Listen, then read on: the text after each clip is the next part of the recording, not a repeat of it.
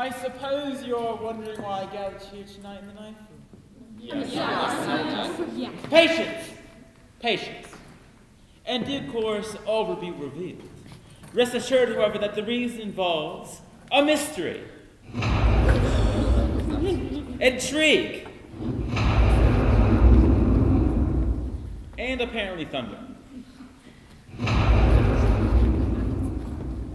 But before I explain to why exactly I've gathered here tonight in the knife room, I'd like everyone to go around and introduce themselves. Tell us your name, a little background about yourself, and your favorite movie. I'll start. My name is Mysterious Toast. I have led an intricate life involving dozens of careers and relationships, all of which may or may not be relevant later on. I wear an eye patch. My favorite movie is... Dude, where's my car? Alright, let's begin, and please be brief, because as you may notice, this is a comically large group of people. Please begin. My name is Wealthy Dowager. I too have a great deal of money. Money that was bequeathed to me after my demonical husband mysteriously died. My favorite movie is White Chicks. My name is Pompous Millionaire. I have accrued my unbelievable wealth from conducting illegal business with crooked oil executives. Money is priority one for me. Priority two is monopoly money because it reminds me of real money. My favorite movie is the Titanic because of that touching moment when they put all of the rich people into the lifeboats instead of the poor people. My name is Decrepit Invalid. I am the 109-year-old bastard grandson of Rutherford B. Hayes. My bones are brittle and I have a lengthy and storied past. My two most cherished moving pictures are the 1916 classic, The Mystery of the Leaping Fish, and also High School Musical. Good evening! My name is Respected General. I'm a military veteran who served this great nation for over 30 years. That means I have a distinguished demeanor, as well as a dark history of killing people all over the world.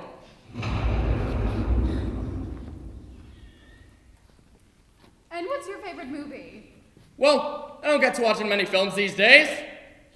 Well, something relatable then, a novel, a short story. I've recently taken quite a liking to the television program Sex and the City. But only season 1, though. I stopped TiVoing after Carrie and Mr. Big went Splitsville. I'm Brainless Model. Movie is... I think we lost her. Okay, next. Hi there, I'm struggling stand-up comic and my only goal in life is to make people laugh. All right, ready? I got one for you. What would happen if Dan Rather and Jay-Z were stranded on a desert island? What would happen? I don't know, but it'd sure be awkward considering one of them is a retired Caucasian newscaster and the other is a young hip-hop artist of African descent. Hey-oh! Yeah, you like. Oh, what else? My favorite movie is Are You Ready to Laugh Your Gas Off? Which is a YouTube video I made for fart jokes. It wasn't me. No.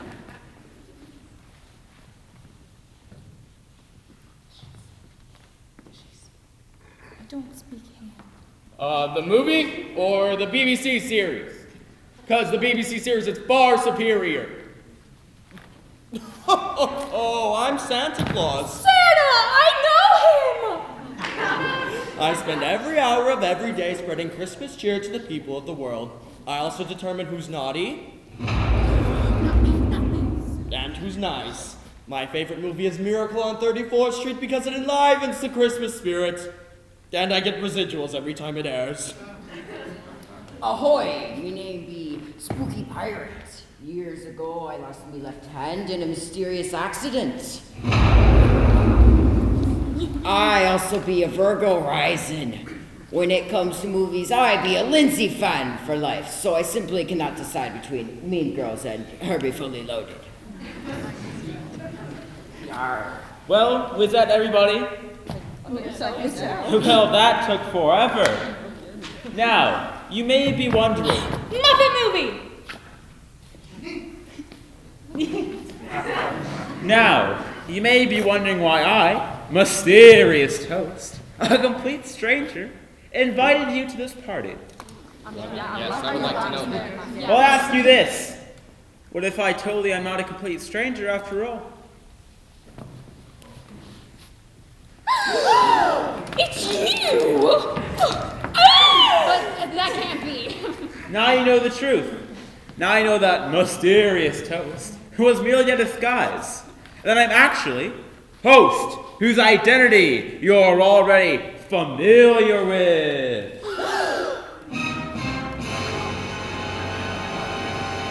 But you can keep calling me Mysterious Toast to keep it simple.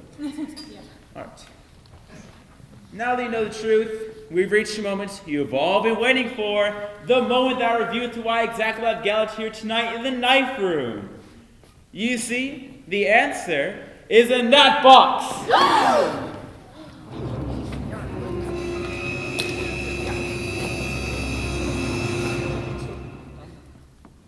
That was a good question, probably faking it deaf mute.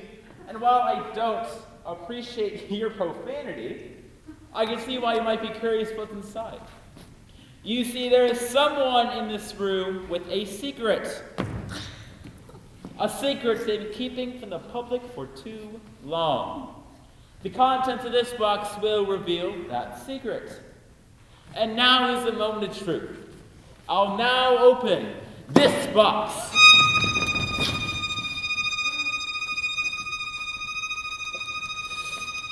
Oh.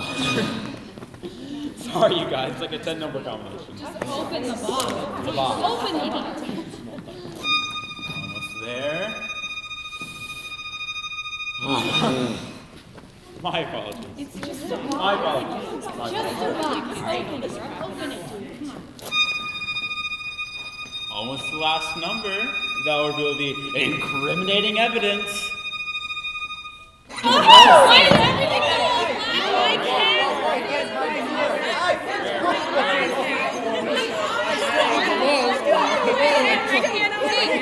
I broke a nail, my nail! My eyes are blind! Folks, I'm listening up against lights. My bad. Oh my God! Oh dear! How truly awful. Where we can't just leave him there. I've got it. This fallen soldier will not soon be forgotten. If anyone needs a shoulder to cry on, or nibble on. I need something! And that something is the truth. OMG, she's cured! As a matter of fact, for in this model, I am neither deaf nor mute. On the contrary, I can speak and I can hear. OMG, she's cured! Now, you're all probably wondering who I am. I don't really care that much. Shush! The answer's quite simple. My name is not probably faking a deaf mute. Liar! But in fact, inexplicably omniscient inspector. That's right. Earlier this evening, I received an anonymous tip that there may be something amiss at Mysterious Host's infamous knife room. I came here undercover to see now that something is undeniably amiss. And that something is murder! Oh, God. Now, since it's quite obvious where the weapon was obtained. What?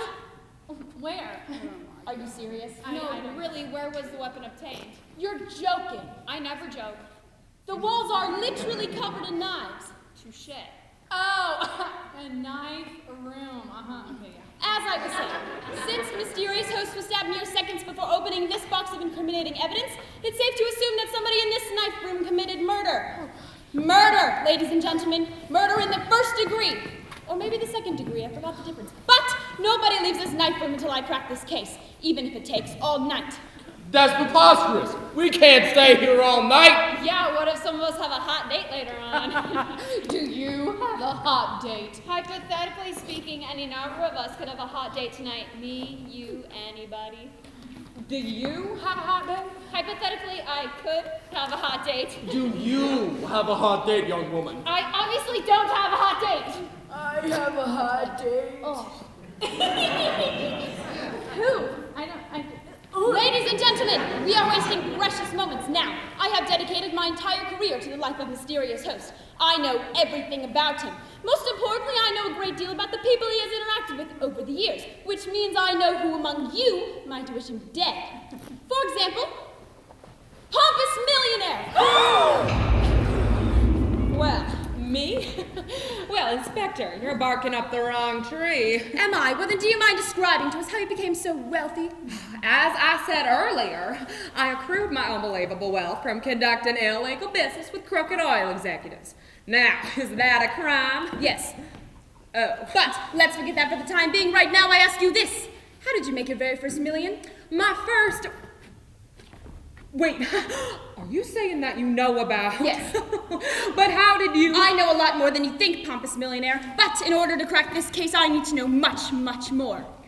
I'm going to need you to describe to me what happened. And describe what happened in reenactment form. But how does a reenactment work? Just dig deep into your memories and communicate them in narrative form. To give us a visual aid, I've hired some professional actors who specialize in murder motive reenactments. Thespians? Oh, yay! I love lesbians.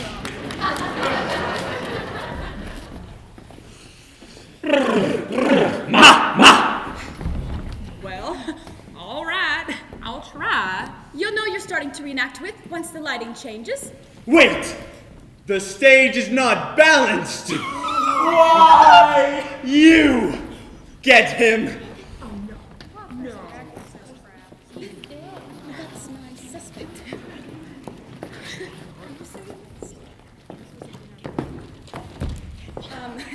Okay. All right, here I go. It was 20 years ago. We were just a bunch of kids. Kids with dreams. Dreams to come up with the next $1 million idea. How about this, fellas? Take an ordinary coat hanger and paint it green. We'd call it green coat hanger. Business money. Wait. A commercial airline where you rip out the seats and replace them with trampolines. Or a handgun that you sell to criminals, and when they shoot bullets, instead of the bullets killing, the bullets cure cancer. Well, I don't know, you guys. I mean, these are all pretty solid ideas, but I just don't know if any of them are the big idea, you know? Yeah. Hold on, everyone. I think I might be onto something. Okay, work with me on this. So, we're all familiar with the concept of girls, right? Right. So, first you take girls, and you start with the assumption that they, in their natural form, are not being wild. And then you place them in circumstances in which they might alter their conduct from not being wild to wild. And then you take the recordings and you sell them all over the world. Now, I haven't come up with a name for the product yet, but I'm thinking it will somehow incorporate the plural form of girl, along with some conjugation of the verb to go, and cap it off with the girls' resulting wildness. Well, I don't know, mysterious host. I mean, it sounds like a good idea in theory, but do you honestly think that any decent American would pay their hard-earned money to watch such pointless garbage? Yeah, I guess you're right. It's a lousy idea. Oh well, would you mind throwing this out in the trash for me? Yeah, sure. Thanks. In the trash. And see.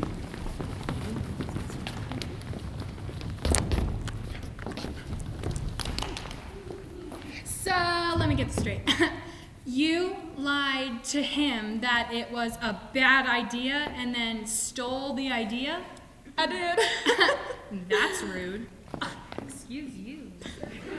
The idea made millions, did it not? Oh, bajillions. And the proof was no doubt inside that box. The proof that you achieved your wealth and success from not your own moxie, but by stealing the idea. Yes, I'm a phony, all right? But mysterious host would have ruined me.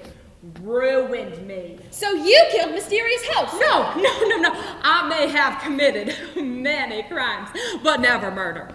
Maybe yes, maybe no. You may have been the killer, Pompous Millionaire. It's certainly possible. You had the motive and you definitely had the means, given the walls are covered in knives. But the murderer could also have been Wealthy Dowager. Me? You're barking up the wrong country, Inspector. Am I? Well, then do you mind telling us about your special society? Have you no decency? I do not. You truly are inexplicably omniscient. I'm waiting, Miss Dowager. Well, I suppose there is no avoiding it. I belong to a very special society of ladies who are known for wearing certain articles of clothing. Ah, the Red Hat Society. No, not the Red Hat Society. The Poolside Widows. We are a select group of wealthy dowagers who meet every Monday to drink tea, sew mittens, and make emphatic statements. Oh, and that is why toilet paper has no place in public schools. And now, attention ladies. I'd like to take this moment to raise a toast to wealthy dowager who so graciously allowed us into her home for this week's meeting. Sweet speech. I'm just so honored to be here. As a young girl, I never dreamed I'd someday be part of a special society of wealthy dowagers who wear pool equipment. Dreams do come true. And now, as is our tradition, we will now take the time to pay respects to our late husbands. Phyllis, if you would do the honors. Dear late husbands, I'd like to thank you for all the money you left. Amen. Amen. Mom, what is that? Misty, honey, why are you home so early? Categories practice was canceled. What's that for? It's, well, how do I put this? I'll handle this one, dearie. There's no easy way to say this, little one, but this is your father. My father? What are you talking about? He's upstairs. Yes, I know. We all must make a way up to heaven at some point. No, I mean he's in his bedroom. I know. All of God's children must eventually reach eternal rest. He's watching CSI Miami. You're on your own with that rascal. Misty, honey, can I talk to you for a second? I don't understand. Son, I'm not sure how to sugarcoat this, so I'll cut right to the chase. I'm pretending your father is dead in order to take part in an exclusive club of wealthy dowagers who wear pool equipment. I know that must sound crazy. So what is it, son? Tell me, what are you thinking? I just can't believe I didn't see the signs. I mean, Dad never meeting any of your friends, you locking him upstairs every time we have guests over, his funeral. I'm sorry I didn't tell you sooner. So, what's in the urn? Garlic powder. I've got to tell Dad! Mysterious Benjamin host, do stop right there! The poolside widows means everything to me! Your father wouldn't understand! Don't do this to me, son! Don't do this to me!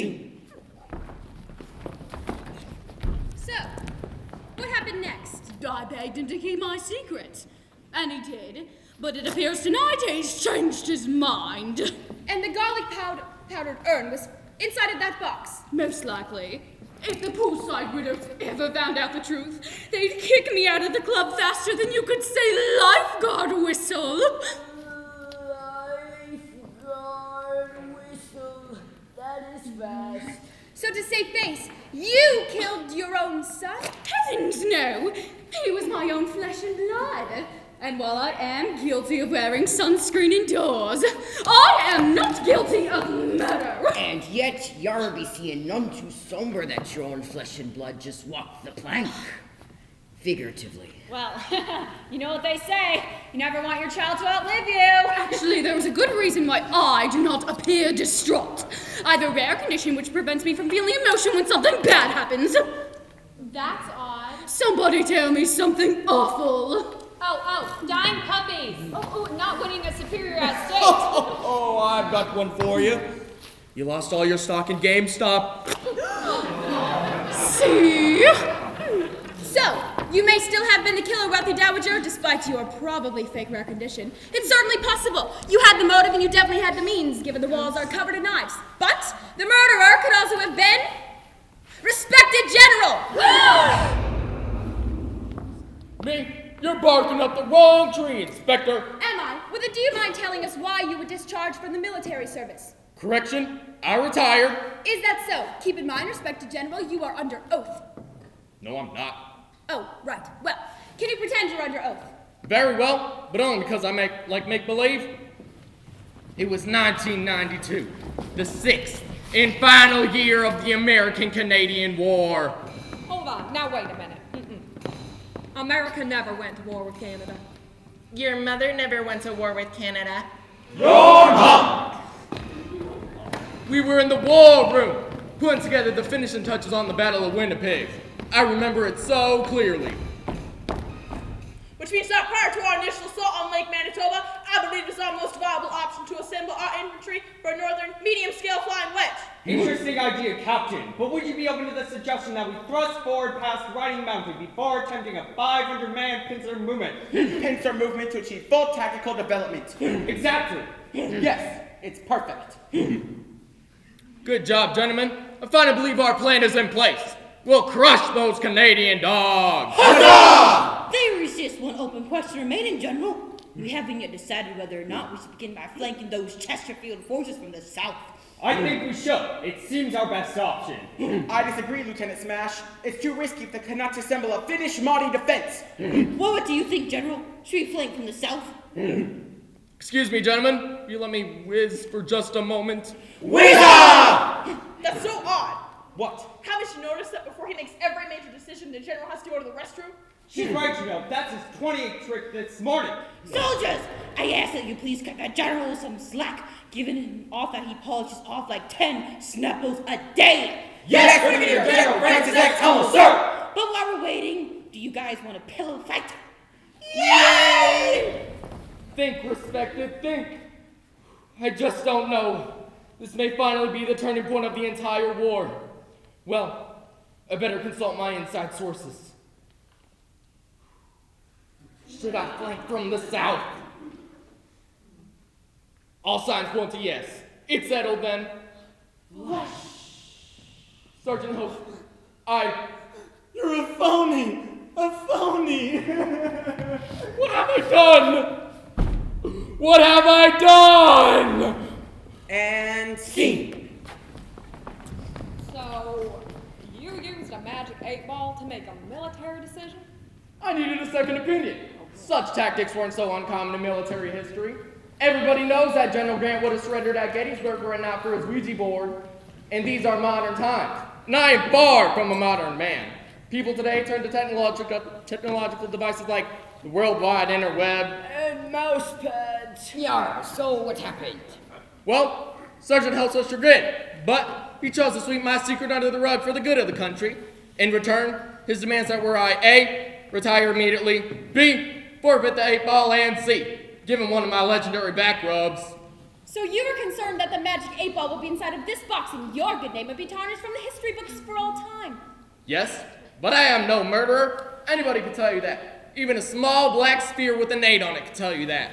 Regardless, I still put forth that you, respected general, may have been the killer. It's certainly possible. You had the motive and you definitely had the means, given the walls are covered in knives. But the murderer could also have been... struggling stand-up comic! Inspector, you're barking up the wrong tree. Speaking of trees, why don't you make like a tree and photosynthesize the oxygen that humans are required to breathe? Oh, snap!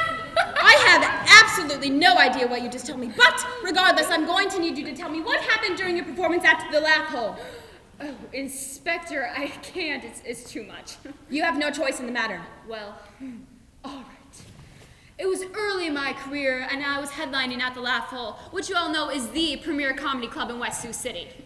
I mean, yeah. I was really feeling it that night. It was one of those gigs where every joke you told it just rolled off your tongue like a rotisserie chicken playing blackjack.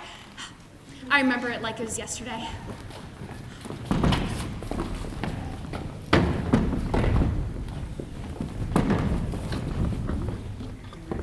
And now, fresh from her critically reviewed one-woman off-Broadway musical, White House Chief of Laugh, ladies and gentlemen, put your hands together for Struggling Stand-Up Comic! Hello, West Sioux City! How's everyone feeling tonight? I can't hear you! How's everyone feeling tonight? It was great to be here. So get this, people. I'm on my way here on an airplane, and I had me some of them roasted peanuts they give you. And you'll never believe it. One of the peanuts still had a piece of shell on it, and it scratched my throat pretty badly, so I'm in a terrible amount of pain. Hey-oh! Great to be here. Great to be here. So like this weather we're having. Yesterday it rained, today it didn't. I'm like, hey, weather, make up your mind already. I know, it's too good. Oh, I got, you just wait for this one. It's too good. Oh gosh, here it is. Okay, are you all ready for this? Okay, what's a good spot for a taste bud? I forgot, it's on the tip of my tongue. Excuse me, ma'am? Excuse me, I'm sorry to interrupt, but somebody across the street just reported a putrid smell coming from in here. Johnson, look. Oh no. I know, they're funny. All right, let's handle this like professionals. You two get started, we're gonna need a head count ASAP. What happened? Did I knock him dead? Yes. As a result of your comedic styling, you quite literally bored this entire audience to death. In my entire career as a paramedic, I've only seen this once before, and that was really early Mark Schluckaway. Oh my gosh. Listen, kid, if I were you, I'd keep this whole fiasco to yourself. Me and Jimbo over there signed a patient confidentiality agreement upon hiring, so your secret's safe with us. Now, the one over there with the eye patch is just a temp, so I'm not sure if he signed it, but we'll find out, okay? Hey, host, you ever sign it? No. No. Oh, well, let's get this audience to the morgue stat. And scene. That night, I almost gave up on my stand-up comedy. 'Twould be a crying shame, it would. Really? Nar. Arr. Oh, lay off. She's terrible. So, one of the paramedics was Mysterious Host. Yes, he didn't notify the police, but he kept all the death reports just in case. And because you thought the death reports were inside this box, you killed Mysterious Host. I did not kill anybody. Except for a whole crowd of people. You may still have been the killer. It's certainly possible you had the motive and you definitely had the means, given the walls are covered in knives. But the murderer could also have been Decrepit Invalid! Inspector, I dare say the brain in your noggin's been replaced with a copper thimble. Okay, well, I'm going to need you to answer a few questions for me about the early 1900s. More than happy to oblige. Ask away, young ragamuffin. What groundbreaking invention was first introduced in 1908? 1908. A fine year indeed. I believe you are referring to the microwave oven. That's not to what I was referring to. The microwave wasn't released until 1947. I believe you are mistaken. I remember quite fondly the days when the Invalid family purchased their very first microwave oven. I'd spend hours upon hours in the kitchen, putting DVDs in the microwave oven, watching them burn. DVDs were invented in the mid-90s. Oh, wait just a Cincinnati minute. Now I remember. It was the Christmas of our date when I was given my very first hoverboard. What a glorious day that was. Hoverboards haven't been invented yet. That's from a movie. And I delivered no such gift. Okay, stop. I'm sick of this. I'm not really 109 years old. I'm really a 15-year-old high school student. OMG, he's cured! Well, I don't get it. Why were you pretending to be old? I'm a drama student, right? And last year I played King Lear, and I was really good. Seriously, ask Mr. Brick. And after closing night, my buddy Troy dared me to get into a rated-R movie and keep my makeup on. I was like, Troy, there's no way this will work, but I tried anyways. The cashier didn't even flinch. I know, right? So I just kept doing it, and man, it's been awesome. I got my driver's license, I voted in the last election, I go to Club Paris all the time. I was hooked, and I gotta tell you people, I know my mom says life starts at 40, but I'm 15, and I say life starts at 109. Interesting story, but how was Mysterious Host involved? Oh, well, one time I tried to get a tattoo on my chest, and the host found me out, and he threatened to blackmail me. So how did he discover your real age? Have you ever seen a bare male 15-year-old chest? It's pretty much a given I'm 15. Anyways, host here said that one day he would show these documents to everyone. The principal, the police, my mom. Oh no! And in order her to avoid getting in any trouble, you killed Mysterious Host. No, I didn't kill anyone. You may still have been the killer, though. Okay, sorry to interrupt, but would you guys mind if I go back to pretending I'm 109? It just feels natural. I know whatever it is. Wait, how come you didn't have to do her enactment like anybody else? Yar, you quit your whining. Why don't you quit your whining? If you two both don't stop, you're both grounded. Oh, Yes, ma'am. Yeah, you guys should totally kiss me and make up or something. Just as I was saying, you may still have been the killer decrepit invalid, who's actually 15. It's certainly possible. You had the motive and you definitely had the means, given the walls are covered in knives. But the murderer could also have been Santa Claus. That's right, Mr. Claus. Even though you were a beloved icon, you had every reason to murder Mysterious Host. But I can't be a murderer. I'm Santa Claus. Oh, quit it with the ho ho ho already. Everybody is sick of it. But it's the Christmas spirit. It's March. Mr. Claus, I'm going to need you to tell us what happened many years ago at the Empire Mall. Oh no, I can't. You must. Very well, but only because you've been a good girl this year. Oh, thanks. It was 2 weeks before Christmas. Everything was going along just as it always did. Oh, hello, little ones. What would you like for Christmas? I really want a new helicopter. Yay! Hello, little one. What would you like for Christmas? Last year I got a dollhouse for Christmas, so this year I want a new dolly. A new dolly? Well, I believe we have a new dolly for you right here. Hello, little one. What would you like for Christmas? Hi, Santa Claus. My mommy went away a long time ago, because Daddy says she was a filthy... Oh, my.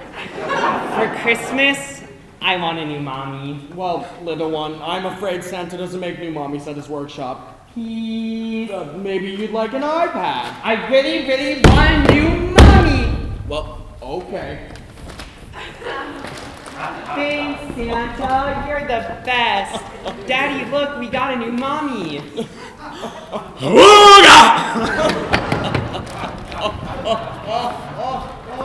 I'm taking my lunch break. All right, be back in an hour, Claus. You know, I love the Christmas time so much. Merry Christmas! Pardon me, Mr. St. Nicholas. Pardon me, Mr. St. Nicholas, but Merry Christmas is my line. Ho ho ho! Ho ho ho! Ho ho ho! Man, you're good. Listen, I think the two of us should go our separate ways before somebody sees two Santa Claus in the same... Ah! Ah!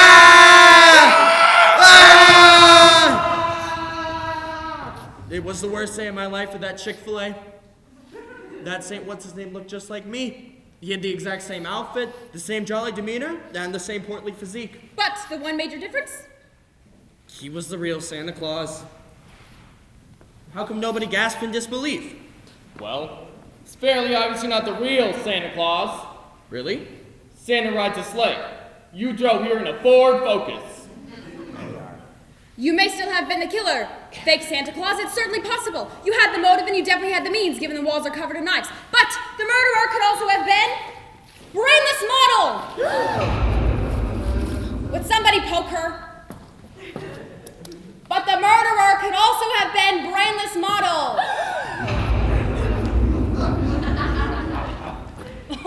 My tummy's angry. So, to be honest, I'm a little concerned with your ability to be able to form a rational thought. So, I don't know, tell me the first thing that pops in your head when I ask you this question, okay? Okay. What is your motive? September. Okay, let's try this again. What is your motive? Yogurt. What is your motive? Jelly beans. What is your motive? Brainwashed assassin. Oh wow, that actually worked. Yay! So, you may still have been the killer Brainless Model. Yeah. It's certainly possible. You had the motive and you definitely had the means, given the walls are covered in knives. For sure. But the murderer could also have been Spooky Pirate. Nar, nar. Is that so? Well, I'm going to need you to tell us what happened on your voyage to Crossbones Cove. Crossbones Cove. I knew that day would return to haunt me. You'd be a scheming rogue inspector. You'd make a fine buccaneer. Please, go ahead. Aye. It all started on the high seas. Me first matey had told me tales of Crossbones Cove being a surefire source of endless booty. And when I say booty, I'm referring to gold coins or other items of monetary worth, as opposed to the modern definition that relates to making out or the female rear end. Of course, given we were an exclusively male crew, and had been at sea for 80 fortnights, we would have preferred booty of either variety. Land ho! There she be, Crossbones Cove. We made action in time, you spooky pirate. And you wanted to stop at Arby's. They have the meats. Aye, spooky pirate. What be ye plan for acquiring the booty? Which kind? I'm flexible. Well, me blackguards, as is the custom, I will step first ashore and survey the pillage opportunities. You wait here and I'll call forth no sooner than a stout sutler could bellow, splice the main brace. Fair winds, me hearties. Fair winds, spooky pirate! Now, where be the endless booty? Carl? Carl Benson? Is that you? Hey, it's me, mysterious host from T. How you been? It's good to see you. You must be confusing me for somebody else. Nah, I could never forget you. You were the man back in T. How you been? You look great. I mean, besides that missing arm, that looks like it probably hurt. But ignoring that, you look fantastic. You lost weight, right? I can usually tell. Listen, man, forget about T. I've got a different life now, and I need you to keep quiet about my past, especially around my crew. Got it? Okay. And yes, I've lost weight. Yeah. Step ashore, me scalawags. There'll be plenty of booty for all. Arr! And scene! So, the honest truth is, I didn't take on the field of piracy right away. My first few years out of Ohio State, I sold pre-owned minivans. But once I began my pirate ways, though, I became a pirate for life. Then that rogue mysterious host boiled up a scurvy scheme to show me mateys photographs of one of me famous parties. So, you thought the negatives were inside of this box? Nar, they were digital, so I figured they'd be on a flash drive or maybe a CDR. And because you feared for your reputation among your crew, you killed mysterious host. Bilgewater, I did no such thing. I be not a murderous pirate like the likes of Long John Silver. I be more of a friendly pirate, like Captain Crunch. I must protest.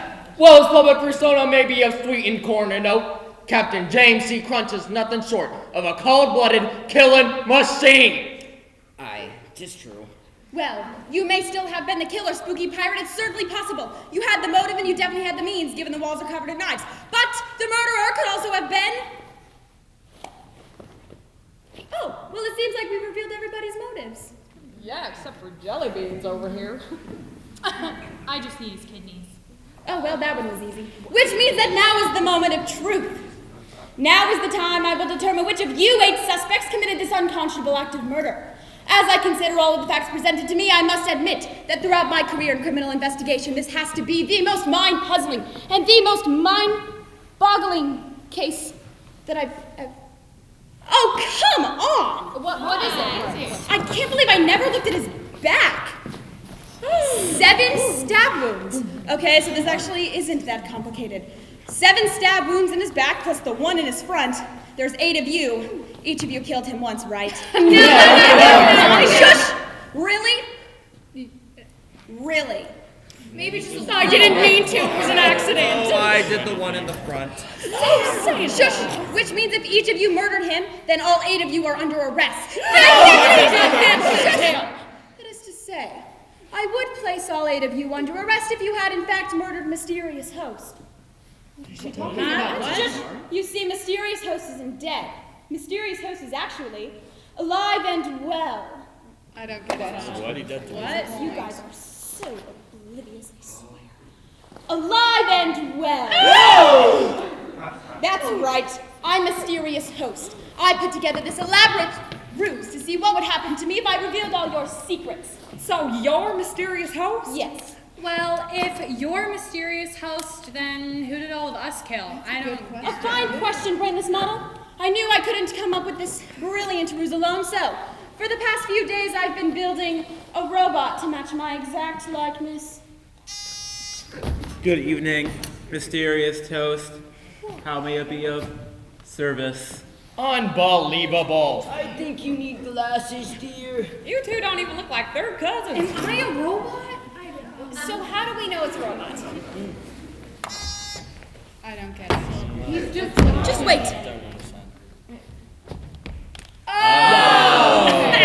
That was hot! Can I get his number? So, if you're Mysterious Host and you're still alive, I'll be right back to where we started when we had every reason to kill you. Okay, now that is a very valid point, but just a second. Okay, just hear me out. I have one final question. Aren't you curious about what is inside of this box? I mean, I'd like to. Shush!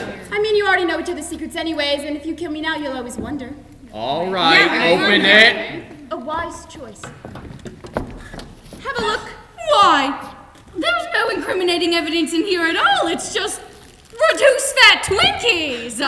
Mysterious House!